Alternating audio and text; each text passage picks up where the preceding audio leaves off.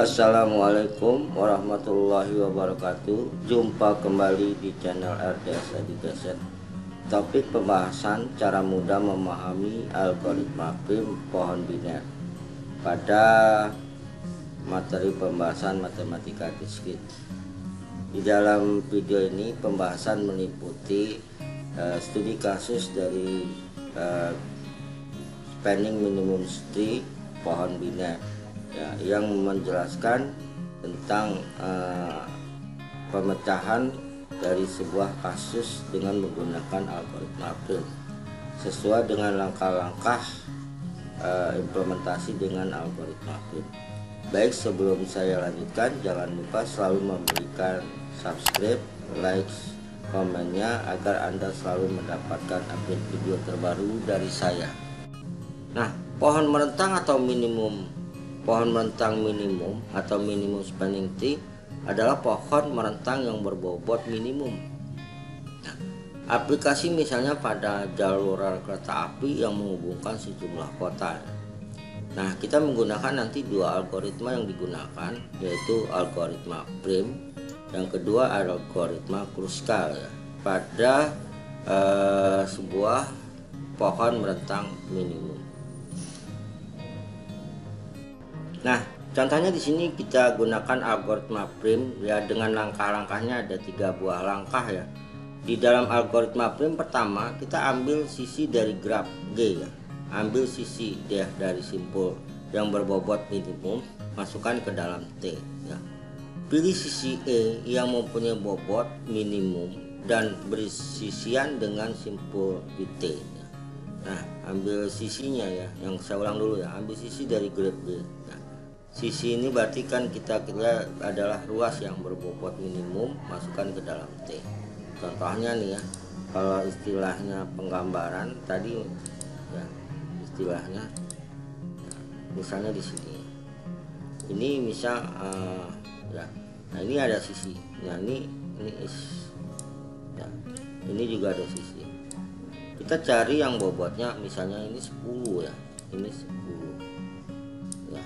Ini 25 ya. Ini sisi. Nah, maka kita akan mencari yang nilai sisinya tuh yaitu yang minimum. Maaf ya kalau agak loncat-loncat ya. Saya menuliskannya yang berbobot minimum masukkan ke dalam T ya. Berarti kita memasukkan nilai 10 ya. Ambil sisi ya. Sisi itu kan diantara simpul ya. Simpul 1 dengan misal simpul 2, simpul 1 dengan 3 kita bandingkan. Kalau ini 10 ini 25, kita ambil yang 10. Nah, pilih sisi yang mempunyai bobot minimum dan bersisian dengan simpul di T. Nah, tetapi E ya tidak membentuk sirkuit di T ya. Masukkan E ke dalam T, kita simpan ya. Nah, langkah ketiganya ulangi langkah kedua ya. Sebanyak N dikurang 2 kali. Nah, kalau di dalam prosedur algoritmanya ya, kita bisa lihat di sini adalah ya prosedur prim input G graf output T sama dengan pohon. Membentuk ya pohon merentang minimum T dari graf terhubung G ya. Masukkan graf berbobot terhubung ya, G sama dengan ya dalam kurung V ya dan E. V-nya adalah vertex simpul, sedangkan E adalah ini adalah ruas ya. Ya, dimana V-nya ini sama dengan N ya. Keluaran pohon merentang minimum T sama minimum ya, saya ulang ya. Keluaran pohon merentang minimum T sama dengan ya VE ya, simpul dan ruas. Nah, deklarasinya adalah ya harga awal pernyataannya adalah E sama dengan sisi. Nah, algoritmanya adalah T ya, itu dapat dari sisi E yang mempunyai bobot minimum di dalam E. Ya, E yaitu dapat dari E dikurang E ya. E sudah dipilih pada ya, dipilih jadi buang E dan dari E ya. Nah, for I 1 to N kurang 2 ya. Ulangi langkah sebanyak N dikurang 2 kali. Nah, di sini kita lihat didapatnya dari sisi yang mempunyai bobot terkecil di dalam ya, dan bersisian dengan simpul ya, di T. Ya, T didapat dari T ya. Ini union kita gabungkan ya, ya. Ini kita bisa lihat masukkan ya ke dalam T yang sudah terbentuk. Kita dapat dari dikurang dari yaitu nya sudah dipilih. Jadi buang ke dari kecil dari Nah, di sini kita bisa lihat ya contohnya. Nah, ini contohnya seperti ini. Ini sebuah graf ya, sebuah grafik yang belum berbentuk pohon, yang masih banyak sirkuitnya ya. Nah, kita bisa lihat ya dari sisi-sisi ini kita akan menentukan ya nilai bobot yang minimum ya. Kita bisa lihat dari A ya.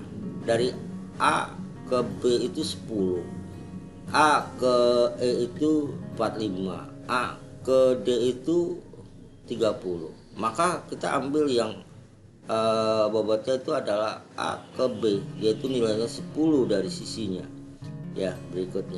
Berikut B ya, kita lihat cek lagi B ke F, B ke E, B ke C, manakah nilai yang minimum, yaitu dari B ke F, yaitu nilainya 25 ya. Kita bisa lihat lagi di sini ya, F ini ya, kita bisa lihat kalau ke sini ke D hanya satu pilihannya, maka kita ambil dia 20 ya.